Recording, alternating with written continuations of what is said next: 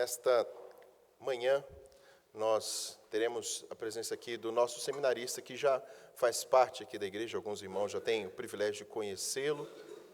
O seminarista Lucas, ele está cursando o 3º ano, tem o privilégio nesse ano de ser o tutor dele.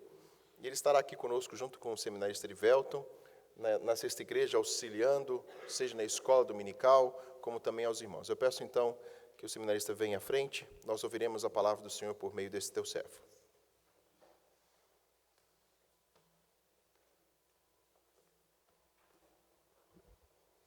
Irmãos, abramos a palavra de Deus no livro de Gênesis, capítulo de número 6, versículo de 1 ao 10. Eu vou ler e peço que os irmãos ouçam atentamente. Gênesis, capítulo 6, verso 1 até o verso de número 10.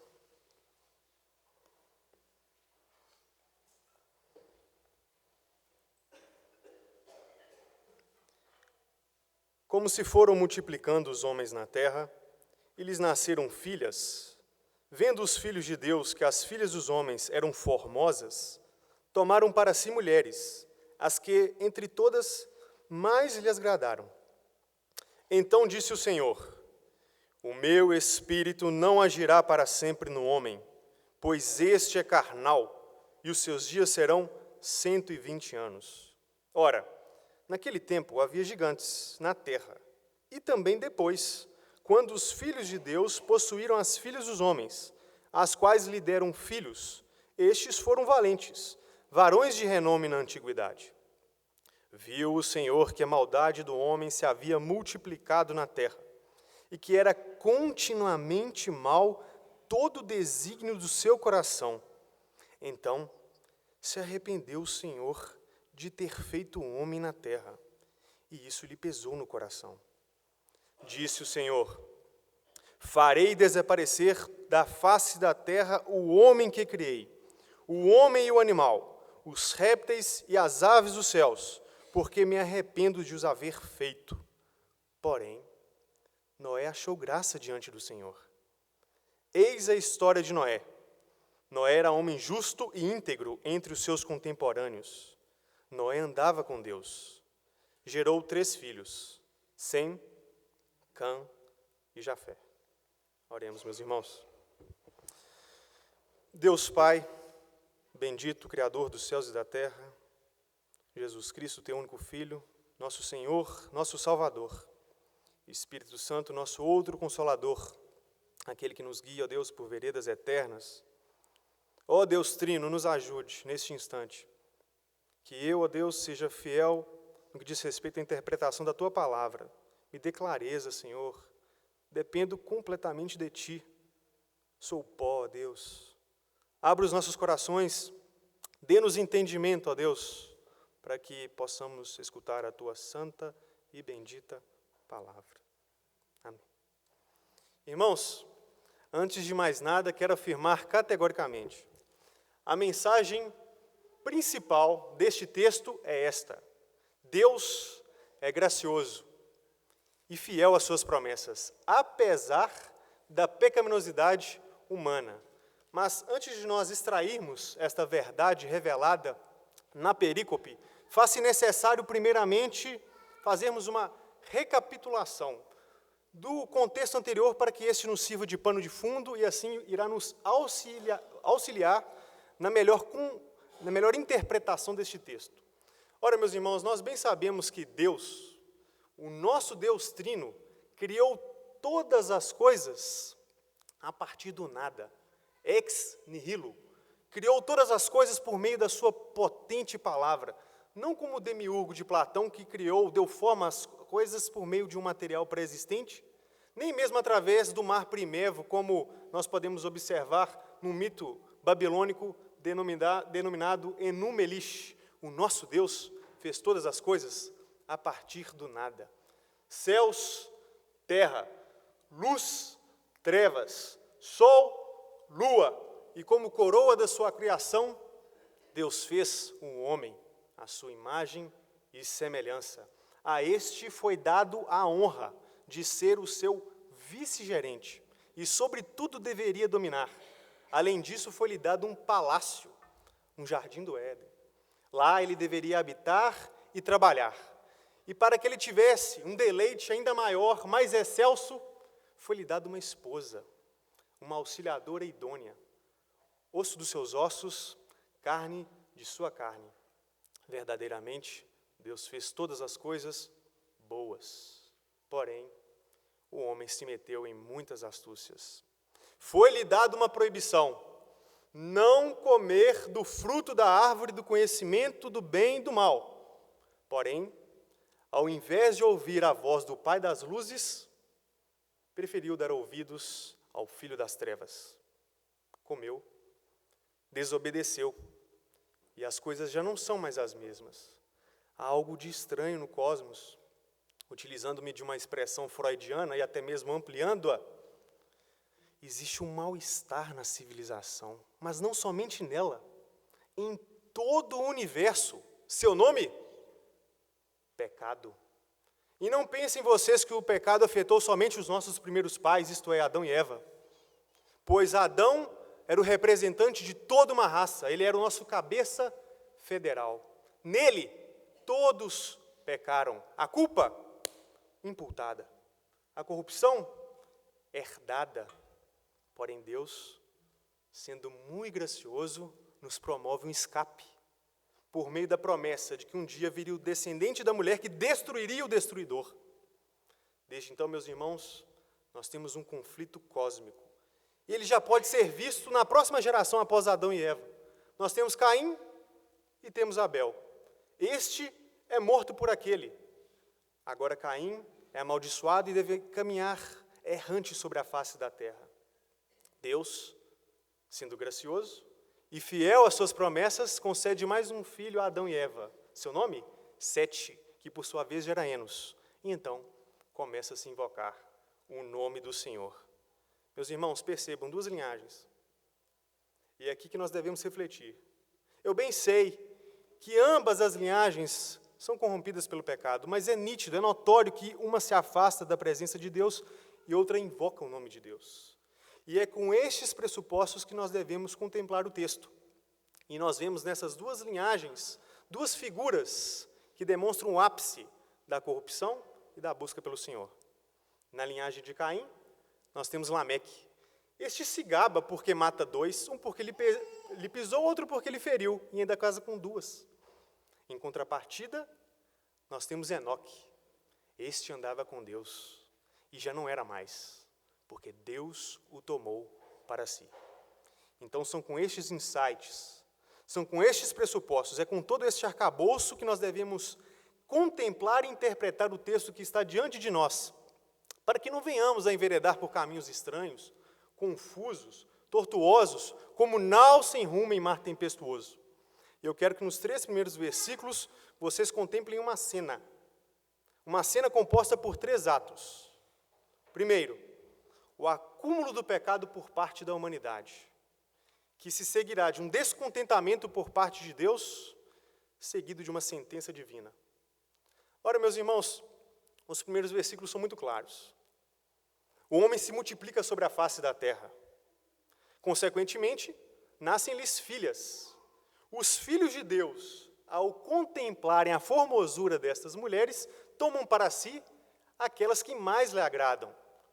Isso se seguirá de uma maneira catastrófica, porque Deus ficará descontente e ocorrerá uma sentença divina. E aqui, meus irmãos, apenas uma interpretação nós devemos defender. Os filhos de Deus são a linhagem de Sete. As filhas dos homens são a linhagem de Caim. E eu digo isto porque eu bem sei que dentre mesmo dos nossos arraiais, na igreja presbiteriana, homens muito capazes defendem a ideia de que, na verdade, os filhos de Deus são anjos caídos. Mas nós vimos agora há pouco, não há nada no contexto anterior para que sirva de defesa para tal interpretação, inclusive o contexto imediato. Pois no versículo número 13 é nos dito o seguinte: há uma sentença divina, há um descontentamento por parte de Deus. Deus não agirá para sempre com seu espírito em quem? No homem, pois este é carnal. Não estamos tratando de anjo. A sentença não está sendo dada a anjo, mas à humanidade. A humanidade.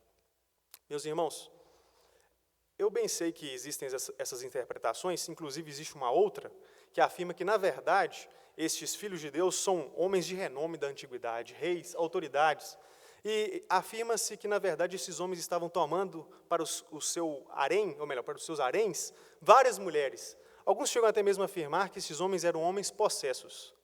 Mas, diante deste texto, diante deste contexto, acho muito difícil tal interpretação, falta-lhe contexto, falta-lhe suporte contextual, melhor dizendo. Agora, antes de nós avançarmos no texto, é preciso que façamos uma pergunta a ele. Por que esta união das filhas dos homens com os filhos de Deus gerou um descontentamento em Deus? Ao meu ver, meus irmãos, esta linhagem de Sete, ela prefigura a igreja de nosso Senhor Jesus Cristo. Ela deveria glorificar a Deus, ela deveria ser um reflexo da santidade e da majestade de Deus. Porém, ao se unir com as filhas dos homens, isto é, a linhagem de Caim, ela se afasta da sua presença. Ele afasta da presença de Deus, em vez de invocar como ele estava invocando.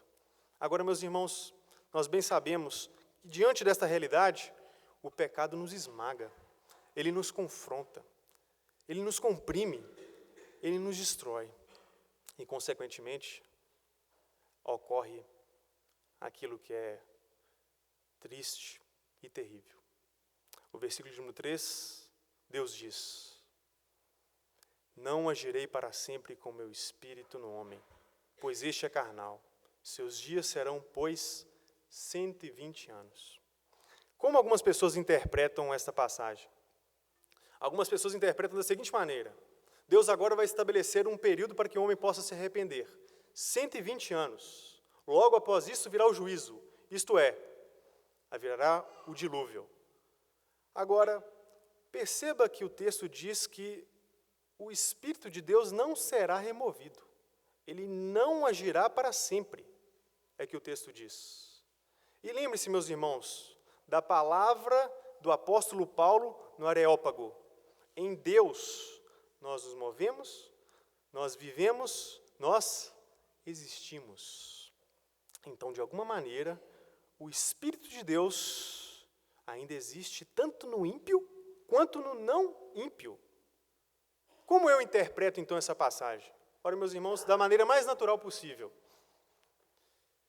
Deus agora está, de maneira providencial, reduzindo o tempo de vida do homem para que este possa, então, ter menos tempo de praticar a maldade. Perceba, é uma maldição que visa também, de uma maneira providencial, fazer com que a humanidade se espalhe sobre a face da terra.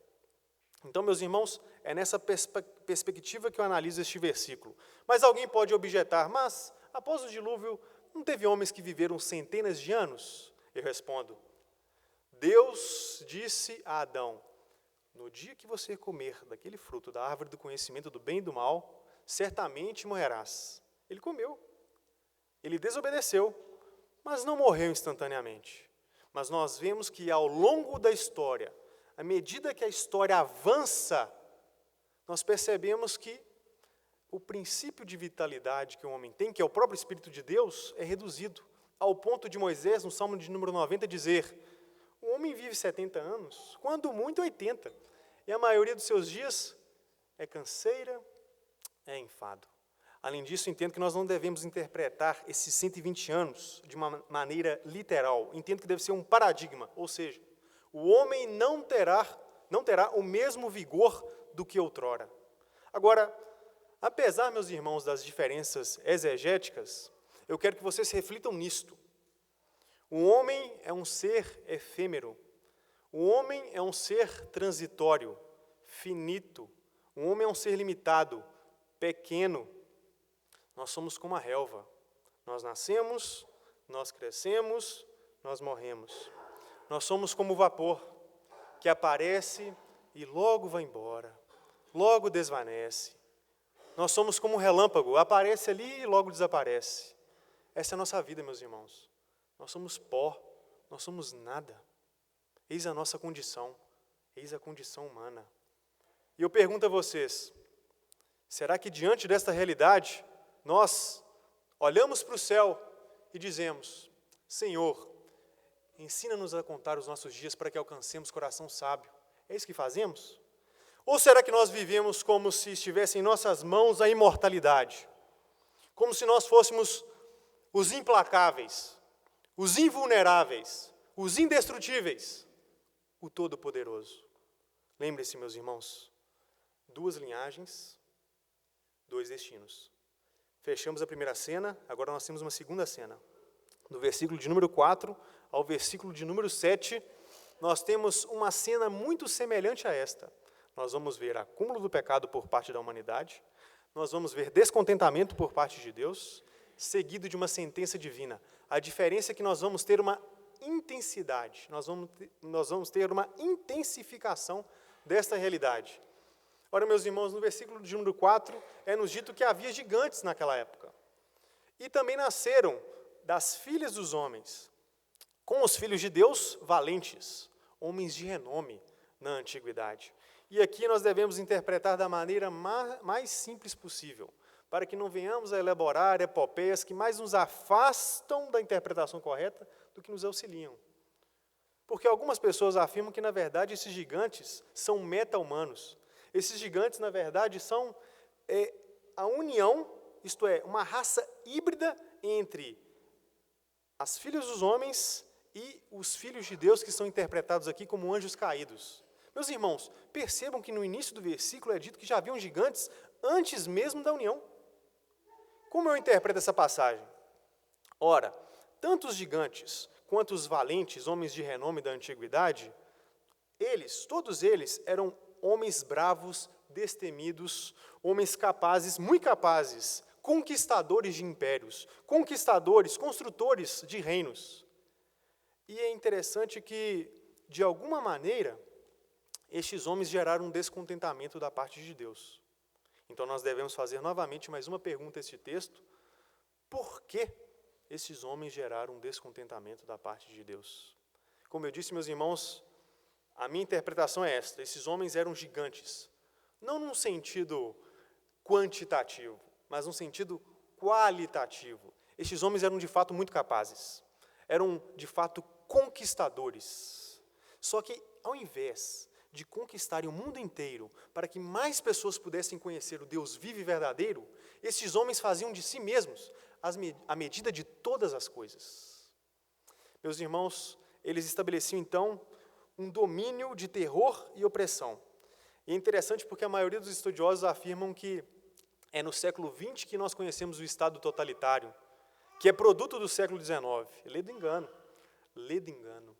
O totalitarismo é muito mais antigo do que pensamos. Ele é milenar. Mas o que adianta, meus irmãos, ganhar o mundo inteiro e perder a sua própria alma? Do que adianta? Irmãos, é mais fácil você se apropriar, ou melhor, é muito melhor você se apropriar de coisas pequenas, porém de maneira justa, do que se apropriar de muitos bens de maneira injusta. Melhor é o homem que domina o seu espírito do que aquele que toma uma cidade inteira. Irmãos, e aqui nós devemos fazer novamente mais uma reflexão. O que será que nós estamos conquistando? Será que estamos em busca das delícias terrenas? Estamos procurando a conquista de status? A conquista de coisas, ou melhor, bens materiais? Ou será que, na verdade, nós estamos deixando com que o conquistador de nossas almas venha até nós, a saber, Cristo Jesus, o verdadeiro suzerano, o verdadeiro soberano, que é Rei, que é eterno e que domina sobre tudo?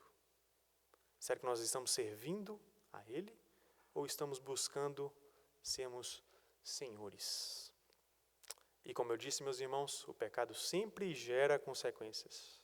Pois é dito então que Deus contempla o homem e vê que é continuamente mal todos os seus desígnios. Eis que estamos diante da depravação total. Uma doutrina muito conhecida na teologia sistemática. E pode ser muitas vezes confundida com a ideia de que o homem tem a potencialidade para fazer o mal de maneira máxima. Ou seja, ele é tão mal, e pode ser mais mal ainda do que ele já é. Na verdade, o homem é muito mal. Mas não é nesse sentido que nós devemos interpretar esta doutrina. Essa doutrina nos ensina que, na verdade, todas as faculdades do homem estão corrompidas. Eu vou utilizar aqui de uma frase, uma expressão que é atribuída a Abraham Kuyper, mas eu vou formulá-la de uma maneira diferente. Em vez de eu colocar Cristo, eu vou colocar homem, para que vocês possam entender de maneira mais significativa o que é essa doutrina da depravação total. Não há 1 milímetro sequer da soma total da existência humana da qual o homem possa dizer: estou livre do pecado. Todo ele está contaminado por esta mancha.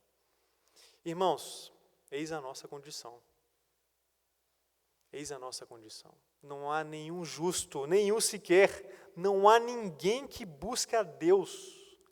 Todos se extraviaram e se fizeram inúteis. Nossos pés são ligeiros para derramar sangue. Nossa boca é como um sepulcro aberto.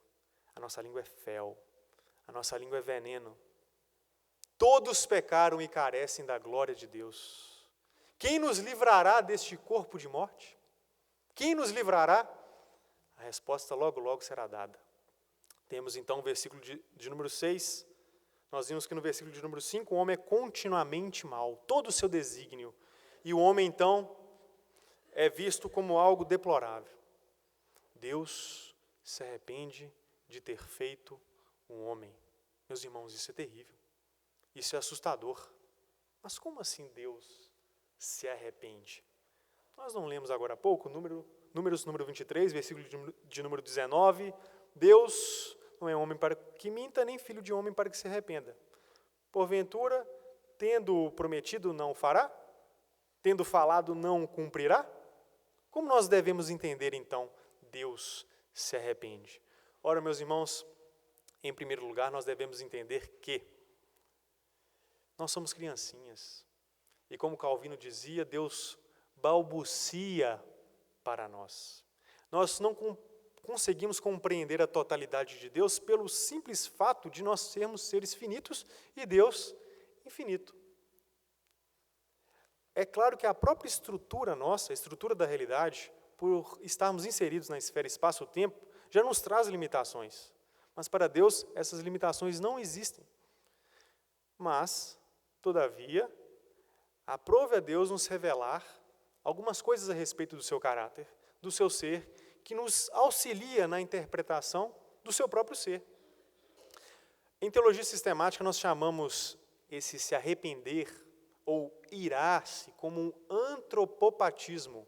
Calma, eu vou explicar para vocês. Talvez a maioria já está familiarizado com este termo, mas, de maneira bem sintética, o antropopatismo é uma figura de linguagem que serve para descrever algo que se passou no ser de Deus em moldes humanos, e mais especificamente, sentimentos humanos.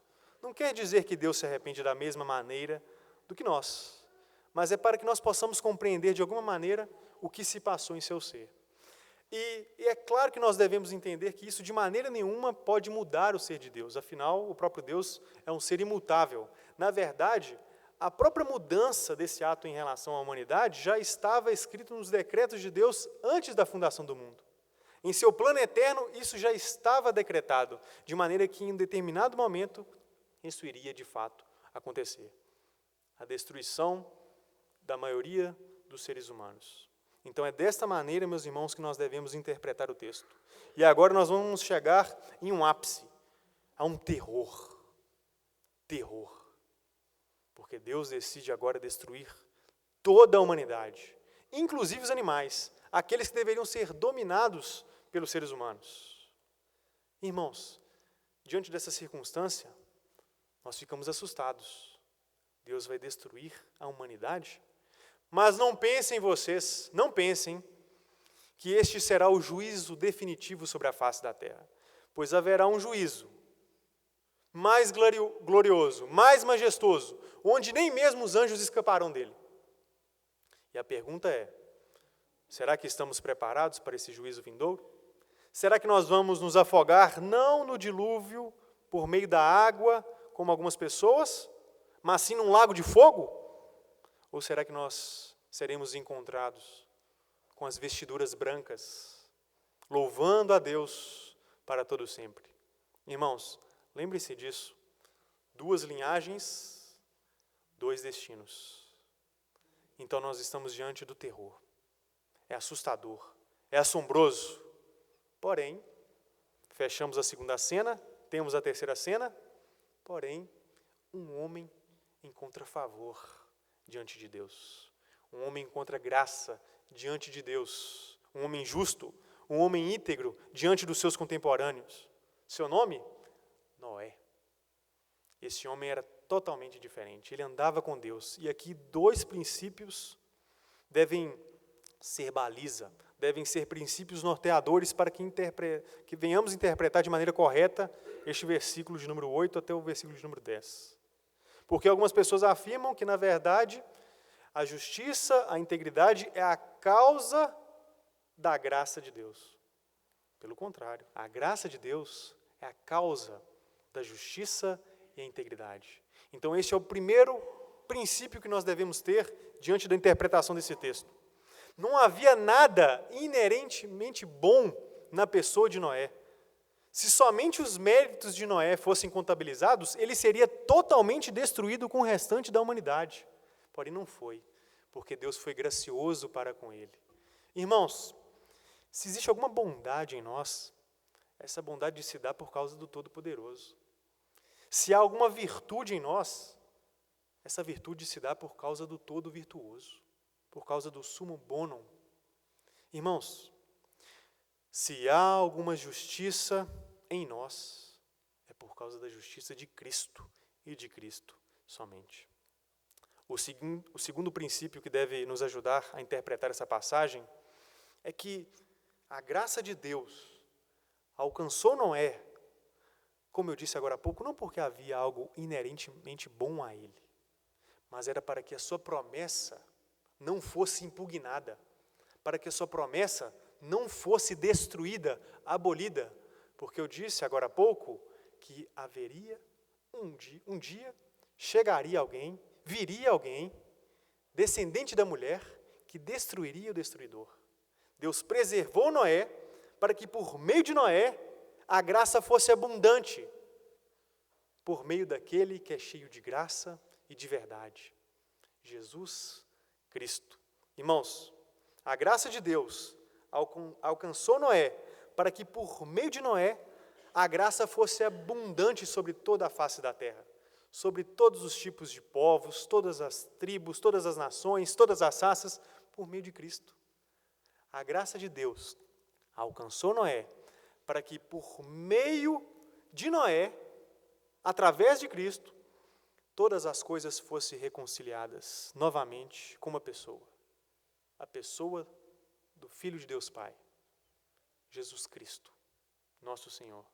Irmãos, a graça de Deus alcançou Noé para que, por meio de Noé, viesse aquele em que todas as coisas agora estão sendo convergidas.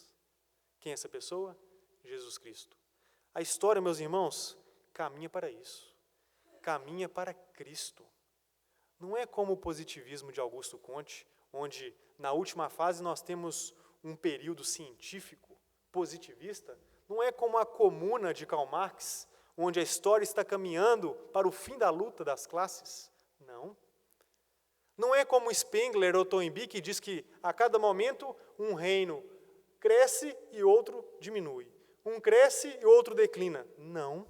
Não é como Bertrand Russell, que afirma que, na verdade, não existe nenhum propósito para a história. Não.